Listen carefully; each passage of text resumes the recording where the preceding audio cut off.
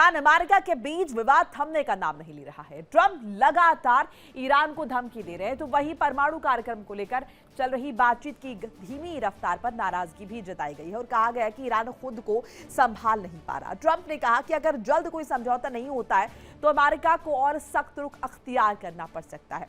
इस बीच ईरान ने अमेरिका के खिलाफ संयुक्त राष्ट्र में शिकायत की है। तेहरान टाइम्स की रिपोर्ट के मुताबिक चिट्ठी में ईरान ने अमेरिका पर कई गंभीर आरोप लगाए हैं। ईरान का कहना है कि अमेरिका ने उसके जहाजों को जब्त करके समुद्री डकैती की है। संयुक्त राष्ट्र में ईरान के राजदूत अमीर सईद इरावानी ने कहा कि अमेरिका ने मेजेस्टिक और टिफनी नाम के जहाजों को कब्जे में लिया है और तकरीबन 38 लाख बैरल ईरानी तेल भी जब्त कर लिया है। उनके मुताबिक यह कदम गैर कानूनी है और यह अंतर्राष्ट्रीय व्यापार में दखल देने जैसा है। इस बीच आपको एक और बड़ी खबर से रूबरू कराते हैं। बड़ी खबर आपको बताते हैं, तनाव के बीच ट्रंप और पुतिन के बीच फोन पर बात हुई है। ये बड़ी जानकारी आपके साथ साझा कर रहे हैं। ट्रंप और पुतिन के बीच फोन पर बात, एक तरफ चल रहा है तनाव, दूसरी तरफ ट्रंप और पुतिन के बीच फोन पर बात। दोनों नेताओं के बीच तकरीबन 1.5 घंटे तक ये बातचीत हुई है। युद्ध विराम को लेकर ट्रंप पुतिन के बीच ये चर्चा हुई है। सीज फायर बढ़ाने के फैसले का पुतिन ने समर्थन किया है। तो ये बड़ी जानकारी आपके साथ साझा कर रहे हैं। देखिए, ये इंफॉर्मेशन आ रही है जहां पर युद्ध विराम को लेकर ट्रंप और पुतिन के बीच चर्चा हुई है। कुछ दिन पहले ही ईरानी विदेश मंत्री जो है वो पहुंचे थे रशिया और यहां पर जाकर उन्होंने मुलाकात की थी पुतिन से। अब ये जो इंफॉर्मेशन है इसके हिसाब से तनाव चल रहा है और ट्रंप और पुतिन के बीच भी फोन पर बात हुई है। दोनों नेताओं के बीच तकरीबन 1.5 घंटा फोन पर बात हुई है। युद्ध विराम को लेकर भी चर्चा हुई है। सीज फायर बढ़ाने के फैसले का पुतिन ने समर्थन किया है। सीज फायर जिस तरीके से एक्सटेंड हुआ है, क्योंकि लगातार ये कोशिश की जा रही है कि सीज फायर के दौरान वो बातचीत जो है हो पाए, सेकेंड फेज की जो बातचीत है वो हो पाए। हालांकि इस बातचीत पर अभी भी अगर देखें तो संशय बरकरार है कि वो बातचीत आखिर होगी कब, क्योंकि जिस तरह की शर्तें ईरान ने रखी है उसे लेकर अमेरिका अभी पूरे तरीके से रजामंद नहीं है। लेकिन कहीं ना कहीं तेल संकट बना हुआ है, होर्मुज की स्थिति जिसके तस बनी हुई है और इसी पर चर्चा करने के लिए खास मेहमान जुड़ चुके हैं कि करके तारुफ करा देते हैं।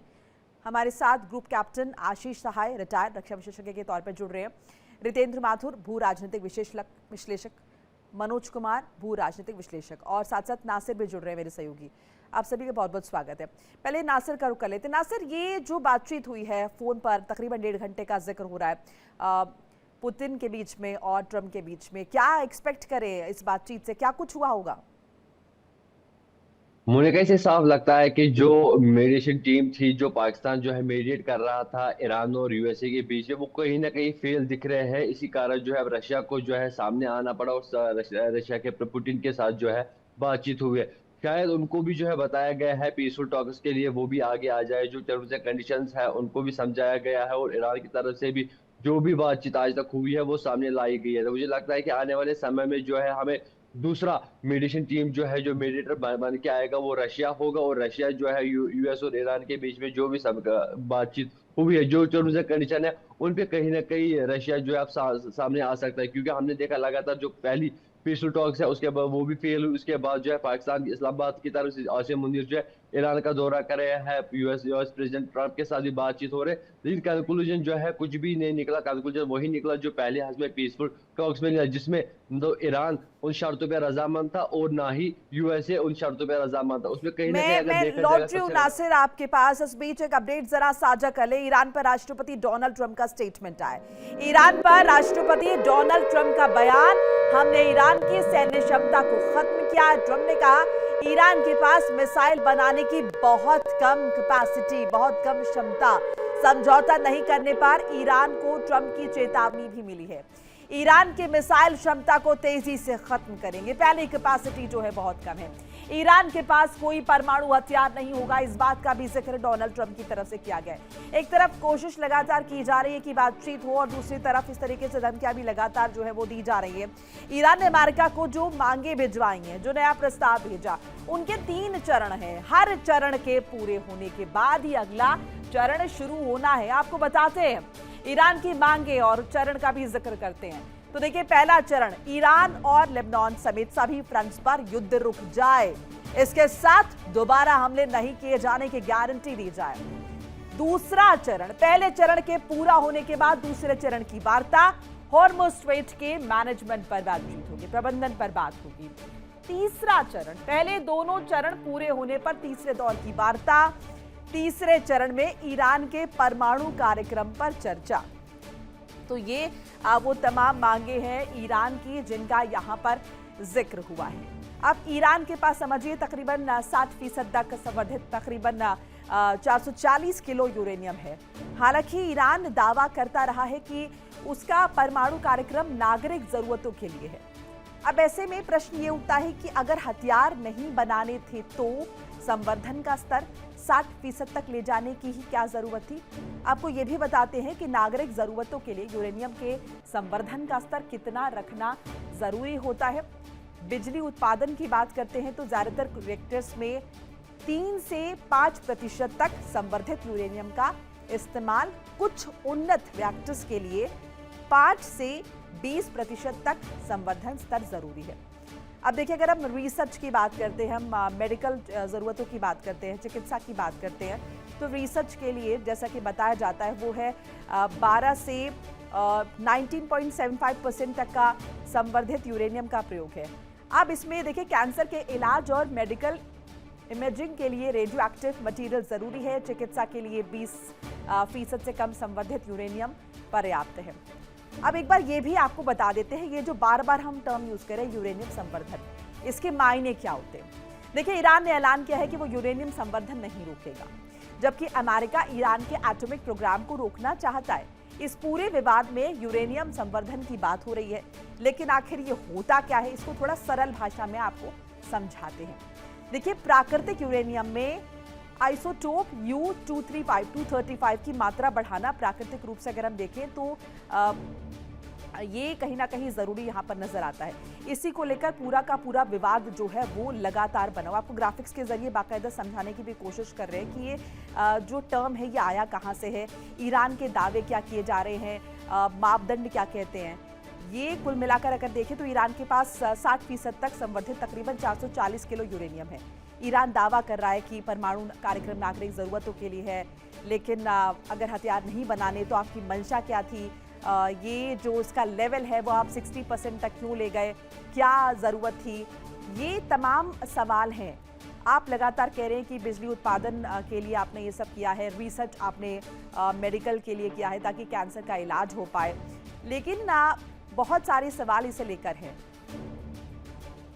अब जैसे कि हम जिक्र कर रहे थे, प्राकृतिक यूरेनियम में आइसोटोप U-35 की मात्रा बढ़ाना, प्राकृतिक रूप से यूरेनियम के 2 आइसोटोप मिलते हैं। पहला आइसोटोप U-238 प्राकृतिक रूप से मिलने वाले यूरेनियम में 99.30% U-238 होता है, इससे बम नहीं बनाया जा सकता। दूसरा आइसोटोप U-235 प्राकृतिक रूप से मिलने वाले यूरेनियम में 0.70% U-235 होता है, इससे बॉम्ब बनाया जा सकता है। गैस सेंट्रीफ्यूज प्रणाली से होता है यूरेनियम संवर्धन। यूरेनियम को गैस के रूप में सेंट्रीफ्यूज में डाला जाता है, सेंट्रीफ्यूज को काफ़ी तेज़ी से घुमाया जाता है। घूमते हुए सेंट्रीफ्यूज में U-238 बाहर और U-235 अंदर रहता है। U-235 का संवर्धन स्तर 90% से ज़्यादा होने पर बनता है। वेपन ग्रेड यूरेनियम एक परमाणु बॉम्ब के लिए चाहिए 15 to 20 kgs high enriched uranium. अब ईरान के पास 20 से 25 अगर देखें बम बनाने के लिए पर्याप्त यूरेनियम है। तो ये पूरा गणित है। और अगर हम देखें विवाद भी लगातार बना हुआ है, अलग अलग दावे हैं। ईरान कह रहा है इससे किसी को कोई नुकसान नहीं है, हम ये चीज़ें अपने हित के लिए कर रहे हैं, अपने राष्ट्र के हित के लिए कर रहे हैं। चलिए आगे बढ़ते हैं और कुछ और खबरों का रुख करते हैं। दक्षिणी लेबनान के चक्र शहर में तबाही, दक्षिणी लेबनान के चक्र शहर में तबाही। आईडीएफ ने ताबड़तोड़ हवाई हमले किए। हवाई हमलों के बाद जो मंजर दिखाया वो मंजर भयानक नजर आए। अब ये जरा कुछ तस्वीरें देखिए, ये बहुत सारी चीजें जो है वो बैकड्रॉप में चल रही है। एक तरफ वो डिमांड्स है, वो कंडीशंस है, ईरान का कुछ और कहना है, अमेरिका दबाव बना रहा है, परमाणु समझौते पर पहले बात हो। दूसरी तरफ ये तस्वीरें जरा देखिए, सीज फायर हुआ है लेकिन वो सीजफायर के बाद भी स्थिति इस तरह की नजर आ रही है। दक्षिणी लेबनान का इलाका चक्र शहर है ये, जहां पर तबाही का मंजर जो है वो नजर आ रहा है और आईडीएफ ने ताबड़तोड़ हवाई हमले यहाँ पर किए। ये तस्वीरें, ये जो मलबा यहाँ पर लगातार जो है वो कहीं ना कहीं नजर आ रहा है। एक बार हमारे मेहमानों का रुख करते हैं, साई साहब आपका रुख करते हैं। बहुत सारा ज्ञान अभी हमने दर्शकों के साथ साझा किया है, उसमें बहुत सारी टेक्निकलिटीज भी थी। बहरहाल अभी फिलहाल अगर हम देखिए बैकड्रॉप पे इतना कुछ चल रहा है, लेकिन अगर हम हिजबुल्ला की बात करते हैं, अगर हम इजराइल की बात करते हैं, तो वहां भी वो स्थिति लगातार हम देख रहे हैं, विवाद वहां भी थमा नहीं है, अटैक्स लगातार हो रहे हैं। ऐसे में ईरान की जो एक कंडीशन है कि हिजबुल्ला पर अटैक ना हो, वो भी कहीं ना कहीं अगर देखें वो कंडीशन भी फुलफिल नहीं हो रही है।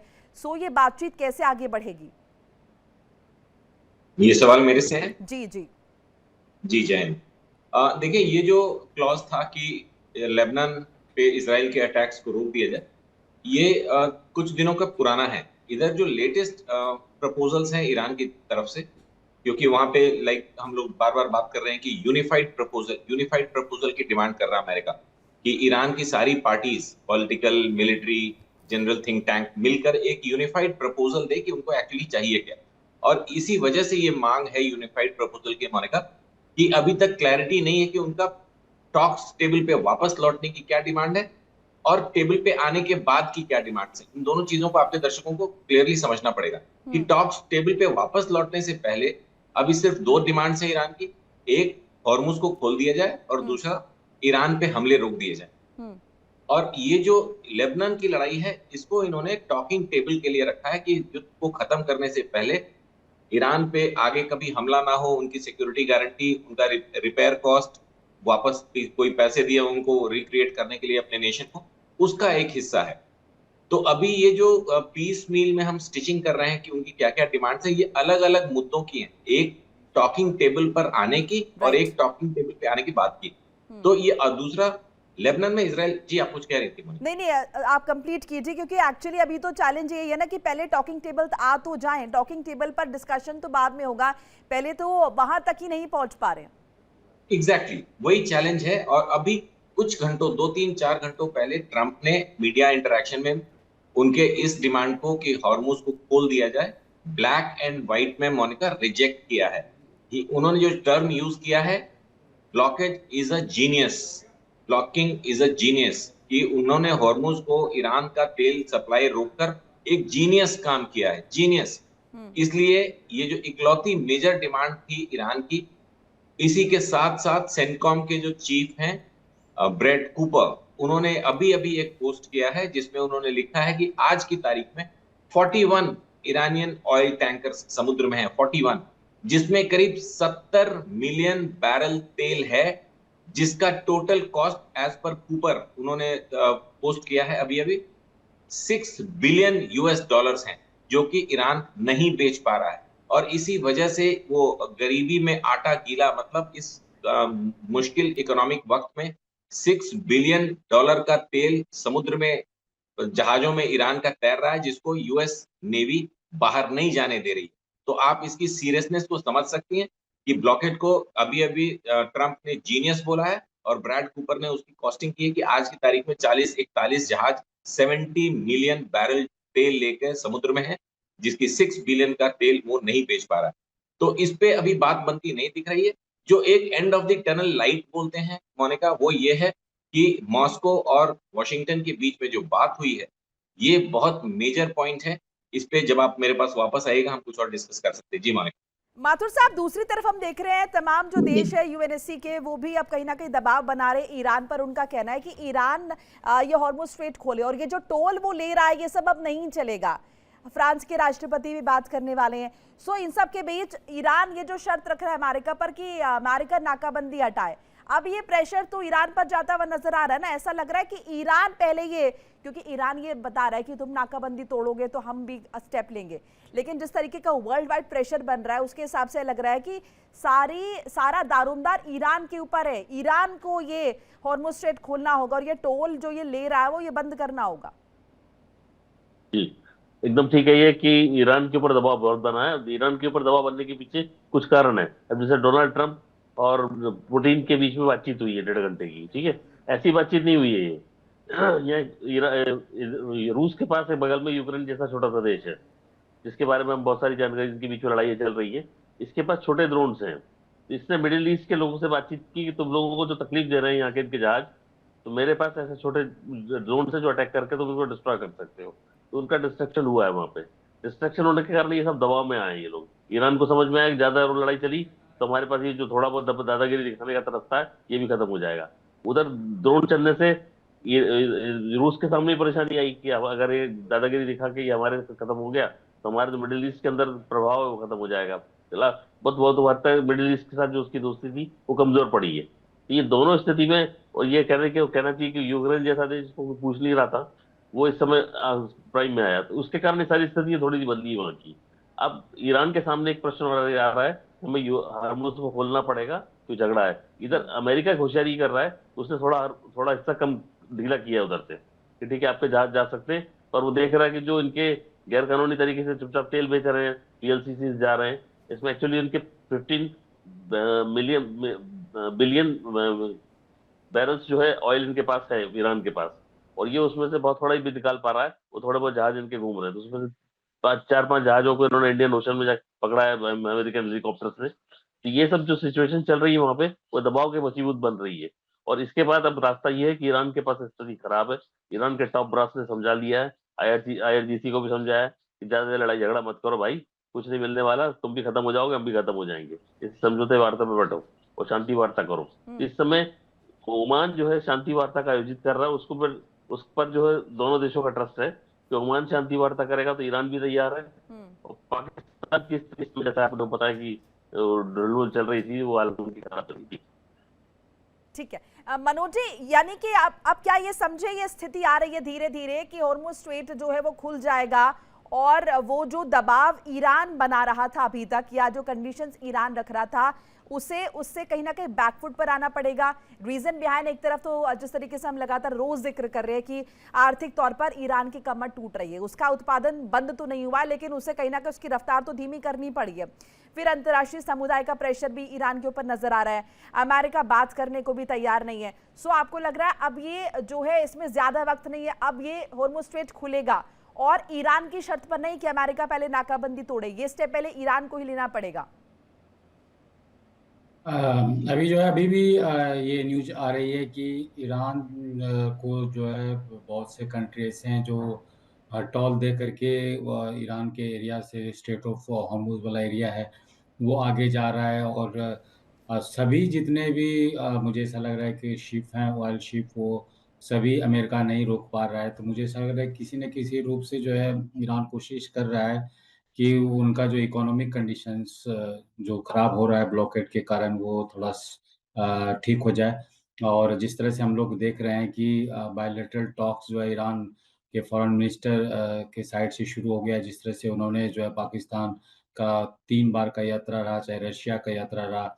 और ये भी इंफॉर्मेशन है कि भारत के विदेश मंत्री से भी जो है ईरान के विदेश मंत्री का बातचीत हुआ है। तो मुझे ऐसा लग रहा है कि ईरान ये चाह रहा है कि बायलैटरल टॉक आगे बढ़ाए और जो कंट्री सफ़र कर रहा है या किसी न किसी रूप से इस वार में इन्वॉल्व है, उनको अपनी ओर आकर्षित किया जाए।